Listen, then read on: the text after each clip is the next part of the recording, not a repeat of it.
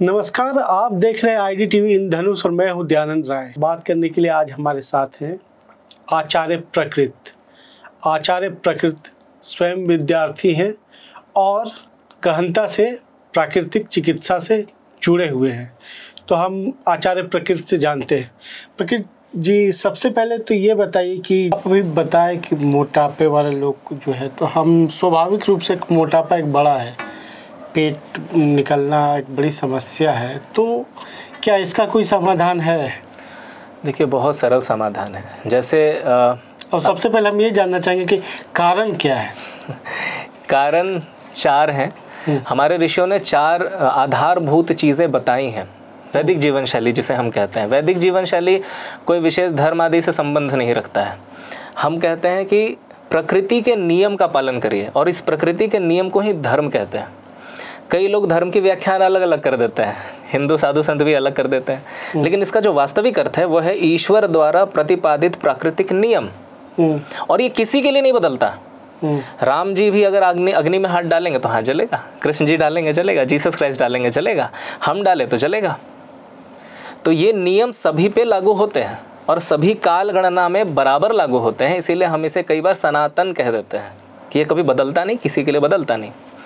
तो हम नियमों के अधीन आते हैं और इन नियमों का पालन करने से रोग नहीं छूते, या जो हमारे पूर्वजन्म के कर्म आदि होंगे, कभी कभी गलतियां भी कर देते हैं तो उससे कुछ कुछ उत्पन्न होंगे, लेकिन ऐसा नहीं कि अभी आपको कोई समस्या हुआ और आपकी मृत्यु हो गई। ऐसा नहीं होगा।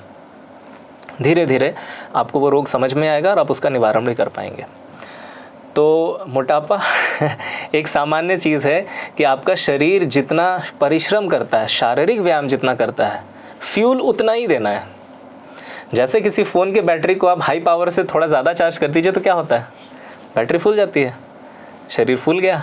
ज़्यादा चार्ज कर दिया आपने, कम चार्ज करिए। अगर आप व्यायाम करते हैं, खूब व्यायाम करते हैं, तभी आप भोजन ग्रहण कर सकते हैं अधिक मात्रा में। और जब ऊर्जा का प्रयोग ही नहीं है तो फिर कंजप्शन क्यों कर रहे हैं, खा क्यों रहे हैं? और हम लोग एक चीज़ और देखते हैं कि स्वाद के चक्कर में ज़्यादा फंसते हैं। ऐसा नहीं है कि अच्छी चीज़ों में स्वाद नहीं होता। पहले हमारे पूर्वज जो भोजन करते थे उसमें सलाद की मात्रा अधिक होती थी, कच्चे आहार की। आज कितनी है? आज बिल्कुल नहीं खाते हैं। उन सलादों का स्थान ले लिया है स्टार्टर ने। हम हर चीज़ तेल में तल करके पकोड़े खा रहे हैं, छोले खा रहे हैं। और ये क्यों खा रहे हैं? क्योंकि ये एपेटाइज़र है। ये चीज़ें नहीं चलेंगी।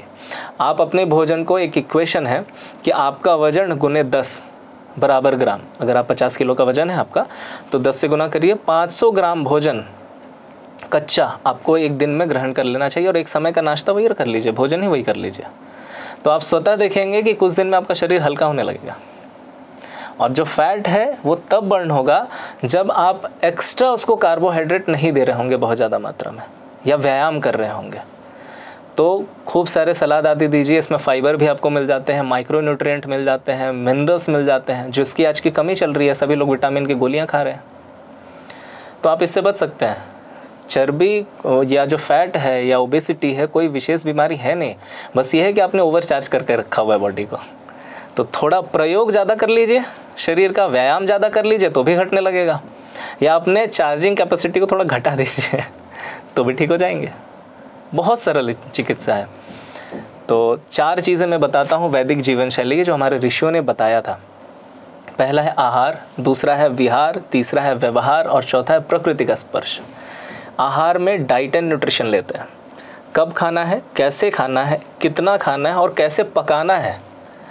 आज आप देखते होंगे कई सारे बड़े होटल में आप जाते हैं तो आप शाही पनीर खाया आपने? उसमें क्या होता है? नमक है, क्रीम है, मतलब दूध का मलाई वगैरह डाल देते हैं। ये विरुद्ध आहार में आता है। आयुर्वेद में अगर इस प्रकार का आपने आहार का प्रयोग किया तो आपको रक्त दूषित होना ही है, चर्म रोग होना ही है, और होके रहेगा। अधिकतर लोगों को आज खुजली की समस्या है। बारिश इस बार हुआ तो आपको क्या हो गया? पूरे चकत्ते पड़ रहे थे, ड्राई आई आँख हो रहे थे, लाल रंग के रोग उत्पन्न हो रहे थे, लाल लाल दाने दाने निकल रहे थे, पूरा आँख लाल हो जाता, कंजक्टिवाइटिस जैसे लक्षण आ रहे थे। ये क्यों आ रहे थे? इसी के कारण आ रहे थे। आपने रक्त को दूषित कर रखा है। दूध के किसी भी प्रोडक्ट को सिर्फ छाछ है और घी है जिसमें नमक मिलाया जा सकता है। यहाँ तक कि तक्रपिंड अर्थात जो वो पनीर है ना, उसको भी अधिक मात्रा में नमक प्रयोग करके अगर आप प्रयोग कर रहे हैं तो वो रोग उत्पन्न करेगा। यह आयुर्वेद में साफ साफ लिखा है। दही का प्रयोग एक विशेष समय में कर सकते हैं, प्रतिदिन नहीं कर सकते। अगर प्रतिदिन करेंगे, वो भी आप पहाड़ी क्षेत्र में रह रहे हैं, झारखंड में, यहाँ दही को लेकर के कोई विशेष प्रावधान नहीं बनाया गया। कोई पर्व ऐसा है झारखंड में जिसमें दही और गुड़ आदि का प्रयोग करते हो? नहीं। लेकिन आप दलदली क्षेत्र में चले जाइए, जैसे बिहार दलदली क्षेत्र है, वहाँ पर गुड़, चूड़े और दही का विधान मिलेगा। आप साउथ इंडिया के दलदली क्षेत्र जो समुद्र के इर्द गिर्द हैं, वहाँ देखेंगे दही को, मतलब दूध को फर्मेंट करके दही बना करके फर्मेंटेड चीज़ें खाते हैं।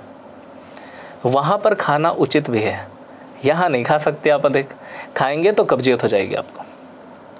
तो ये नियमों को जब हम जान लेते हैं तो स्वतः ठीक हो जाते हैं। तो आयुर्वेद का पहला है आहार और दूसरा है विहार। आज कई लोग एक्सरसाइज तो कर रहे हैं, विहार मतलब फिजिकल एक्टिविटी। एक्सरसाइज करते हैं तो उसमें आप क्या ध्यान देते हैं कि चेस्ट वेस्ट बन जाए, बाइसेप्स बन जाए, हम खूब सुपर एक्टिव हो जाएं। लेकिन आप एक चीज़ भूल जाते हैं, आप वार्म अप कर लेते हैं जिम में या कहीं भी, आप मुख्य जो कार्य है वो भी कर लेते हैं। तो आयुर्वेद के फिर उस कॉन्सेप्ट को यहाँ पर फिक्स करते हैं, पूर्व कर्म, प्रधान कर्म, पश्चात कर्म। पूर्व वार्म अप हो गया, प्रधान जो आप अपना फिजिकल एक्टिविटी, एक्सरसाइज, डंबल वगैरह आपने लिया या फिर फ्री हैंड भी आपने कर लिया। क्या पश्चात कर्म आपने किया, अर्थात कूल डाउन एक्सरसाइज आपने किया क्या? जिम में भी नहीं बता रहे हैं। कूल डाउन एक्सरसाइज में अपनी रीढ़ की हड्डी को पीछे की ओर मोड़ना, अर्थात हाइपर एक्सटेंशन एक्सरसाइजेस करना अनिवार्य हो जाता है। आप मसल्स चेस्ट का बना लिए तो सामने का मसल्स टाइट हो गया, पीछे का मसल्स तो वीक रह गया ना। तो जब लैट्स के लिए प्रैक्टिस करते हैं तो क्या करते हैं, उसमें भी मसल्स कॉन्ट्रैक्शन के लिए काम नहीं हो रहा है, रिफ्लेक्शन के लिए काम हो रहा है। तो जो ये रीढ़ की हड्डी है वो ऐसे झुक जाती है।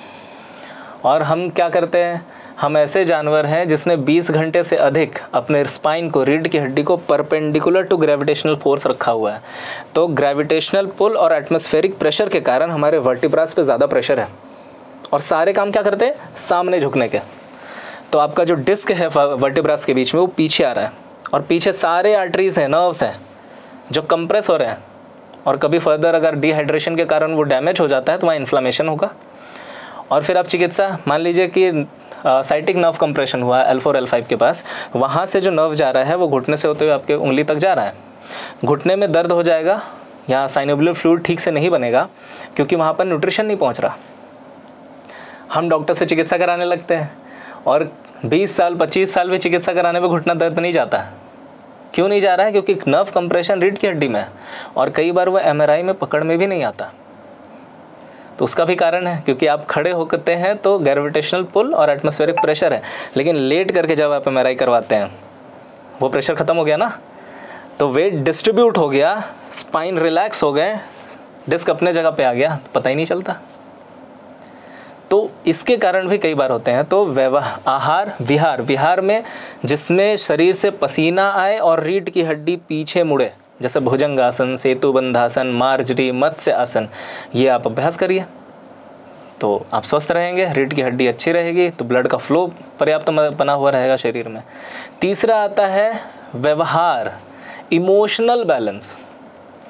अब कई बार बोलते हैं कि नहीं खाना तो ठीक कर रहे हैं, व्यायाम भी ठीक कर रहे हैं, लेकिन फिर भी रोग हो रहा है। तो इमोशनल बैलेंस, मान लीजिए कि कोई आजकल हमारी जो माताएं बहनें हैं घर के भीतर रहती हैं जो, उनको आप देखेंगे ज़्यादातर थायराइड की समस्या है।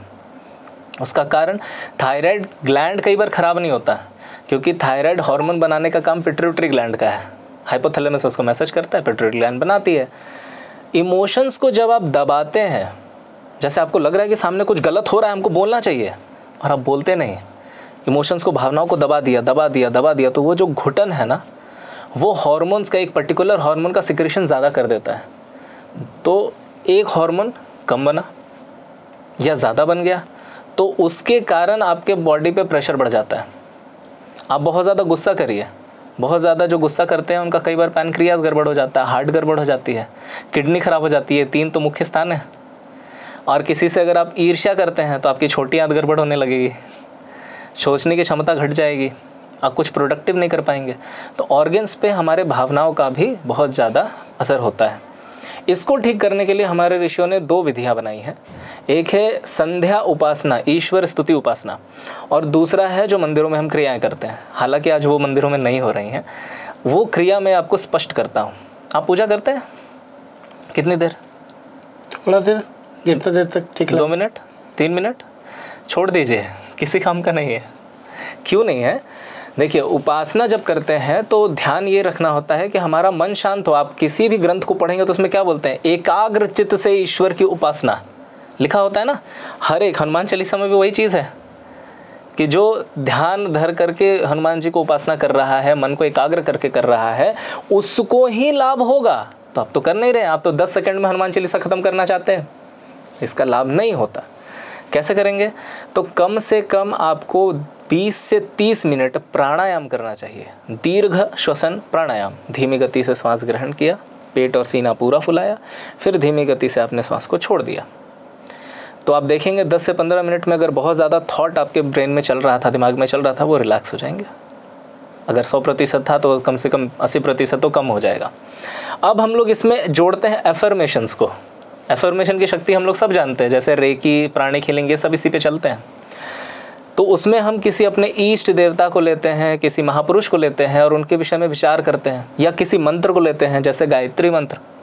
इसमें क्या अंत में कह रहे हैं? धियो यो नः प्रचोदयात्, कि हे ईश्वर, आप मेरे बुरे कर्मों को, मुझे बुरे कर्मों से छुड़ा करके अच्छे कर्मों में प्रवृत्त करें। तो सबसे पहला धारणा तो ये आया कि हाँ, अभी मैं कुछ गलत कर रहा हूँ, आप मुझे उससे सुधारने की। कई लोग बोलते हैं ना कि नशा छूट नहीं पा रहा है, मनोबल कमज़ोर हो गया। गायत्री मंत्र में हम ईश्वर से प्रार्थना कर रहे हैं कि वो मनोबल मेरा बढ़ा दो। ईश्वर से ये नहीं करके छुड़वा दो, नहीं, मेरा मनोबल बढ़ा दो, मुझे सहयोग करो मनोबल बढ़ाने में, ताकि मैं इन व्यसनों को छोड़ सकूं। तो प्राणायाम किया पहले 20 मिनट, उसके बाद हमने उपासना की, तो इसका लाभ है, अन्यथा कोई लाभ नहीं। लेकिन सबके चित्त का स्तर अलग अलग है, कोई उतने अच्छे लेवल पे नहीं है, थोड़ा नीचे है, मटेरियलिस्टिक वर्ल्ड में ज़्यादा फंसा हुआ है, तो उसके लिए दूसरी व्यवस्था की गई। आपने सुना होगा मंदिरों में आरती होती है, संध्या आरती, एक सुबह में एक शाम में। इसमें खूब सारे अष्ट धातु से बने जो घंटे होते हैं खूब बजाए जाते हैं, उच्च स्वरों में मंत्रों का उच्चारण किया जाता है। तो आप किसी से आपका झगड़ा हो गया और आप दिमाग में बहुत सारी चीज़ थॉट ले रहे हैं कि अगर वो फलाने दिन मिल गया तो उसको ऐसे मारेंगे, वैसे करेंगे, इसको लटका देंगे, ये इच्छाएं होती है अंदर से मनुष्य की स्वाभाविक क्रिया। आप उस समय मंदिर चले जाइए और फिर देखिए क्या होता है, 5 मिनट बैठते ही वो सारे थॉट रिलैक्स हो जाएंगे। तो बॉडी और माइंड दोनों का मेटाबॉलिज्म रिलैक्स हो गया, स्पीड कम हो गया। अब वहाँ पर ईस्ट का जाप करवाएंगे, जैसे ओम का उच्चारण, गायत्री मंत्र का उच्चारण, या हरे राम हरे कृष्णा हम लोग कर लेते हैं। और उसमें एक क्रिया और करते हैं, ताली पीटने का। 2 तरीके से ताली पीटते हैं, एक ऐसे जो हमारे इंटेस्टाइन पे बहुत ज़्यादा विशेष वर्क करता है, और एक ऐसे जो बॉडी डिटॉक्सिफिकेशन के लिए। इसको ज़ोर ज़ोर से पीटिए और खूब कीर्तन करिए। तो एफर्मेशन तो हम ऐड कर रहे हैं कीर्तन से, और इसको खूब पीट रहे हैं। ये क्या करता है? बॉडी डिटॉक्सिफिकेशन का काम करता है। कब तक पीटना है? जब तक शरीर से पसीना आना प्रारंभ ना हो जाए। जब पसीना आने लगा उसके बाद 10 मिनट तक और पीटना है, उसके बाद छोड़ देना है, रिलैक्स करना है। तो ये हो गई संध्या उपासना, इमोशनल बैलेंस को। अब कई लोग हैं कि समय नहीं दे पाते हैं, तो मैं आपको एक और साधारण सा चीज़ बताता हूँ। घर में एक ऐसा कमरा रखिए जिसमें आप खूब चिल्ला सकें, आवाज़ ना आए बाहर, वैक्यूमाइज़ कर लीजिए उसको। 10 मिनट का अलार्म लगाइए और खूब चिल्लाइए रात को सोने से पहले, खूब चिल्लाइए। अगर आप 20 साल से भी अगर आप स्लीपिंग पिल्स लेकर के सो नहीं पा रहे हैं, इस रात्रि आप बड़े मज़े में सोएंगे। वो सारी भावनाएं बाहर निकल जाएंगी, सब कुछ बाहर आ जाएगा, और फिर आप माइंड रिलैक्स, आराम से सो जाइए। और चौथा जो है प्रकृति का स्पर्श। जैसे हम लोग बोलते हैं ना, खुली हवा में सांस लीजिए। क्यों बोलते हैं? क्योंकि हम जिस वातावरण में, इस कमरे में हम बैठे हुए हैं, तो यहाँ बहुत सारी चीज़ें हैं जो आर्टिफिशियल हैं, है ना। पेंट भी आजकल हम प्लास्टिक पेंट कर रहे हैं, और टॉक्सिक है। हीट बढ़ रहा है, ठंडा हो रहा है, तो उसके मटेरियल्स ब्रेक डाउन हो रहे हैं और वायु में भ्रमण कर रहे हैं, श्वास के माध्यम से हमको टॉक्सिकेट कर रहे हैं। कोई सिगरेट पी रहा है, मैं नहीं पीता, कोई पी रहा है, धुआं तो आ रहा है ना, टॉक्सिकेट कर रहा है। तो जब हम खुली हवा में जाएंगे तो वो खुला हवा जो फ्रेश एयर है वो हमको डिटॉक्स करने में हेल्प कर देगा, तो थोड़ा सा अच्छा भी लगेगा। देखेंगे जो बहुत ज़्यादा स्ट्रेसफुल कंडीशन में जो सिगरेट पीने वाले भी रहते हैं ना, उनको भी खुला जगह और पेड़ पौधा वाला क्षेत्र बड़ा अच्छा लगता है सिगरेट पीने के लिए। क्यों? फ्रेश एयर मिल रहा है तो न्यूट्रलाइज हो रहा है सब कुछ। हालांकि अंदर टॉक्सिन्स तो भरे रहे हैं, लेकिन रिलैक्स होता है माइंड। फिर हम जाते हैं कि दूसरा जो है सूर्य स्नान, जैसे आजकल सन बेदिंग बोलते हैं। तो जब धूप के संपर्क में आते हैं तो भारतीय संस्कृति में हर वो चीज़ जो बनाई गई है वो 100% साइंटिफिक है। जैसे सूर्य का जो किरण का जो एब्जॉर्प्शन है वो मुख्य 3 स्थानों से होता है। जैसे हमारी माताएं बहनें जो साड़ी पहनती हैं उसमें नाभि खुला होगा, सर्वाइकल एरिया खुला होगा और लंबाड एरिया खुला होगा, मतलब रीढ़ के नीचे के वाला भाग। अब आप यहाँ तेल का मालिश कर लीजिए, विशेष करके काले तिल का तेल या पीले सरसों का तेल मालिश करिए। 15 मिनट सामने और 15 मिनट पीठ पर भी धूप ले लीजिए, तो विटामिन डी की डिफिशिएंसी ख़त्म। सर्वाइकल स्पॉन्टालाइटिस में आपको बहुत और विशेष लाभ होगा। दूसरा है फ्रोज़न शोल्डर में आपको आराम हो जाएगा और कमर के दर्द में। और पहला उपचार तो हमने पहले कर लिया था, रीढ़ का हड्डी पीछे मोड़ करके। तो ये जो शोल्डर ऐसे करके दिन भर फ़ोन देखते हैं, लैपटॉप देखते हैं, ये रिलैक्स हो गया, वाइड हो गया, ठीक है। तीसरी चीज़ है चंद्र स्नान। जैसे आप देख रहे होंगे महिलाओं का जो मासिक धर्म है बहुत ज़्यादा बिगड़ रहा है, बहुत ज़्यादा बिगड़ जा रहा है, और उसके कारण सिस्ट फॉर्मेशन, फाइब्रॉइड्स होना आजकल सामान्य हो गए हैं। यहाँ तक कि डॉक्टर्स ये भी कहते हैं कि फर्स्ट मिसकैरेज इज़ कॉमन। आपने कभी सुना है कि हर स्त्री का या 80% स्त्रियों का पहले गर्भपात हो जाता था स्वाभाविक रूप से? ये अचानक से कैसे हो रहा है? क्योंकि हमने रात्रि में जागरण प्रारंभ कर दिया है। रात को हाई लाइट में रहते हैं, जैसे लाइट जो अभी यहाँ पर स्टूडियो में है तो बहुत ज़्यादा है। अगर रात में आप इसको जला करके रखेंगे तो आपके बॉडी में जो एक हार्मोन सिक्रीशन होता है मेलाटोनिन, वो उस समय आएगा ही नहीं, सिक्रीट होगा ही नहीं टाइम पे, जिसके कारण क्या होता है हमारा बॉडी क्लॉक बिगड़ जाता है। 2018 में एक नोबेल प्राइज़ विनिंग साइंस जिसको अवार्ड दिया गया था वो था the circadian rhythm, body clock पे ये डिपेंडेंट है। तो आयुर्वेद में बताया गया जिस तरह, ठीक इसका ज़ेरॉक्स कॉपी है वो सर्केडियन रिदम। कब खाना है, कैसे खाना है और कब सोना है, कब जागना है, कब व्यायाम करना है, सब कुछ फिक्स्ड है। तो रात्रि में सही समय पे आप चंद्रमा के रोशनी में बैठिए, शुक्ल पक्ष की जो चंद्रमा होती है उसमें बैठिए, द्वितीय से लेकर के पूर्णिमा तक। चेहरा खुला होना चाहिए, बाकी शरीर आप ढक लीजिए लेकिन सूती कपड़ा पहनिए। वहाँ बैठिए 20 मिनट, देखेंगे मानसिक शांति खूब मिलेगी। और महिलाओं को तो ऐसा है कि अगर आपका मासिक धर्म अमावस्या के आसपास आ रहा है तो बहुत अच्छा है, क्योंकि आपका ओव्यूलेशन तब पूर्ण चंद्रमा में होगा। मासिक धर्म पूरा संबंध रखता है चंद्रमा से। 28 दिन का महिलाओं का साइकिल, 28 दिन का चंद्रमा का साइकिल, ठीक है, सेम कंडीशन होती है। और पुरुषों के लिए मानसिक शांति के लिए बहुत अच्छा है। फिर हम लोग चौथे में आते हैं पृथ्वी का स्पर्श। पृथ्वी, जैसे आपने गांव में सुना होगा कि नहीं, आँख तेज करना है, आँख की रोशनी बढ़ानी है तो नंगे पैर गीली घास पे चलो। आजकल हम लोग इतने सारे इलेक्ट्रॉनिक चीज़ यूज़ करते हैं, फ़ोन हमने हाथ में रखा हुआ है, दिन भर प्रयोग कर रहे हैं, तो उसका जो मैग्नेटिकल फील्ड है या इलेक्ट्रिकल फील्ड है वो हमारे बॉडी के इलेक्ट्रिक को डैमेज करती है। तो 2 एटम्स अगर आपस में चिपके तो ट्यूमर का फॉर्मेशन धीरे धीरे बढ़ जाता है। आजकल ब्लड में क्लॉट्स बढ़ रहे हैं, कहीं पर भी गांठ बन जा रहा है शरीर में, इसका कारण है। तो क्या करना है? और शरीर में कई बार सूजन जो है, कितना भी आप सूजन को ख़त्म करने वाला दवा ले लीजिए, नहीं ठीक होता। आप सिर्फ 20 से 30 मिनट जा कर के नंगे पाँव सीधे पृथ्वी के संपर्क में आइए। इंसोम्निया हो गया है, पृथ्वी के संपर्क में आइए तो ठीक होने लगेंगे। इसी पे रिसर्चेस करके कुछ चीज़ें बताई गई, जिसको इस थेरेपी को आजकल बोलते हैं 0 वोल्ट थेरेपी और अर्थिंग थेरेपी के नाम से प्रचलित है। इसमें जो शहरों में जो बिल्डिंग्स में रहते हैं, अपार्टमेंट्स में रहते हैं, उन्होंने तांबे के जैसे आपने घर में देखा हो अर्थिंग लगी हुई होगी, तो उसी तरह से तांबे के पाइप को लेकर के ज़मीन में डाल देते हैं और वहाँ से कॉपर वायर लेकर के रात्रि में सोते समय वो अपने अंगूठे में बांध लेते हैं, तो इससे अर्थिंग मिलता है उनको। तो हम तो ऐसे स्थान पे रहते हैं जहाँ पर पार्क है, उपलब्ध है, सीधा खुला ज़मीन है, अब वहाँ पर जा कर के बैठिए, योग प्राणायाम करिए। तो ये 4 आधारभूत तत्व हैं। अगर इसमें आपने परिवर्तन कर दिए हैं तो आपको विशेष किसी औषधि की आवश्यकता नहीं, जल्दी आप रोगी नहीं पड़ेंगे। और अगर रोगी किसी कारण से हो भी जाते हैं तो चिकित्सा बड़ी सरल हो जाएगी। एक दवा लिया और ठीक हो गया, आज हज़ारों दवा खा करके ठीक नहीं हो रहा है। तो ये है विशेषता, ये है विज्ञान, साइंस। और आज देख रहे होंगे जितने भी डॉक्टर्स हैं वो दवा के साथ बताते हैं कि योग प्राणायाम करिए, खूब पानी पीजिए, खूब चलिए। ये क्यों बता रहे हैं? उनको समझ में आ गया कि इसके बिना अगर मैंने दवा दिया तो मरीज को नुकसान ही है। तो डॉक्टर तो भला ही चाहता है, सही चीज़ बता भी रहा है, मनुष्य तैयार नहीं है उसको करने के लिए। तो सही प्रकार से करिए, सही जीवन शैली रखिए, प्रकृति के साथ चलिए और स्वस्थ रहिए। अच्छा, एक बात बताइए कि ये सुखी जीवन का रहस्य क्या है? कैसे हम लोग सब अल्टीमेटली सुखी जीवन चाहते हैं?